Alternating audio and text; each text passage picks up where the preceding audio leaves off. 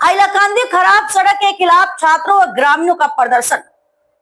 काटली छोड़ा के अपिन द्वितीय खंड में लक्ष्मण टीला तक निर्माणाधीन सड़क की खराब हालत के विरोध में शुक्रवार को स्थानीय लोगों और स्कूली छात्रों ने प्रदर्शन किया।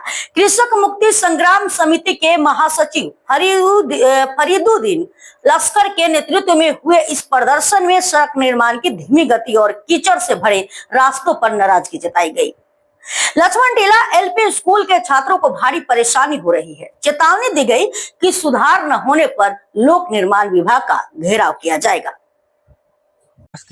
हाइलाकांदी जिलार काटलीचोड़ा विधानसभा समष्टिर अंतर्गत आपिन द्वितीय खंड पहाड़गाँव पिडब्ल्यूडी रास्ता থেকে रामचंडी द्वितीय खंड लक्ष्मण टीला पर्यন্ত যে নির্মাণ মুখ্যমন্ত্রী পকিপথ আসনের যে পিডব্লিউডি রাস্তা নির্মাণ কাজ চলছে, আমরা দেখতে পেয়েছি যে এই রাস্তাটির নির্মাণ কাজ অত্যন্ত স্লথগতিতে হওয়ার কারণে বর্তমানে এই বর্ষাকালে এই রাস্তাটি অত্যন্ত বেহাল অবস্থার রূপ নিয়েছে। আমাদের এখানে 477 নম্বর লক্ষ্মণটিলা এলপি স্কুল রয়েছে। এই স্কুলে শত শত ছাত্রছাত্রী প্রতিদিন স্কুলে আসতে হয়, কিন্তু রাস্তার অবস্থা আপনারা দেখেছেন, হাঁটু সমান কাদা থাকার কারণে ছাত্রছাত্রীরা সময় মতো স্কুলে আসতে পারে না। অনেক ছাত্রছাত্রী স্কুলে আসার সময় পা পিছলে পড়ে যায়, ফলে ছাত্রছাত্রীদের পড়াশোনা ব্যাঘাত ঘটছে।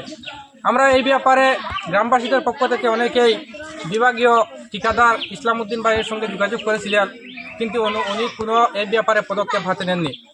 আজকে আমরা ছাত্রছাত্রীদের সঙ্গে নিয়ে একটা প্রতীকী আন্দোলন আমরা করেছি, বাস্তবিক কোনো আন্দোলন নয়, কিন্তু আমি এই মুহূর্তে এলাকাবাসীদের সঙ্গে নিয়ে বিভাগীয় আধিকারিক, বিভাগীয় ঠিকাদার সবাইকে হুঁশিয়ারি করে দিচ্ছি যে আমরা যদি আগামী এক সপ্তাহের মধ্যে এই রাস্তাটি সম্পূর্ণ সংস্কার না হয়, যে নির্মাণ কাজ যে বেহাল অবস্থা যে যে জায়গায় রয়েছে সেই জায়গাগুলো যদি সংস্কার করা না হয়, তাহলে আমি আগামী এক সপ্তাহ পর এলাকার শত শত জনগণকে নিয়ে আমরা পূর্ত বিভাগের হাইলাকান্দি জেলার আধিকারিকের অফিসে আমরা ঘেরাও করতে বাধ্য হব। কারণ এই এলাকার ছাত্রছাত্রী, এই এলাকার জনসাধারণ প্রতিনিয়ত এই রাস্তা দিয়ে চলতে হয়। এক জীবনরেখা, আমাদের এই রাস্তাটি আমাদের জীবনরেখা বলতে হয়। এই রাস্তাটি প্রতিদিন আমরা চলি, কিন্তু এই অবস্থায় আমাদের পায়ে হেঁটে চলাচল, গাড়ি দিয়ে চলাচল কোনোটাই সম্ভব হচ্ছে না।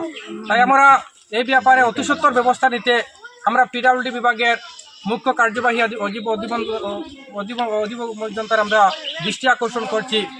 না হলে আমরা আগামী এক সপ্তাহ পর আমরা আমার আন্দোলন কার্যসূচি শুরু করব। এই রাস্তাটি মানে কতদিন আগে শিলান্যাস হয়েছিল?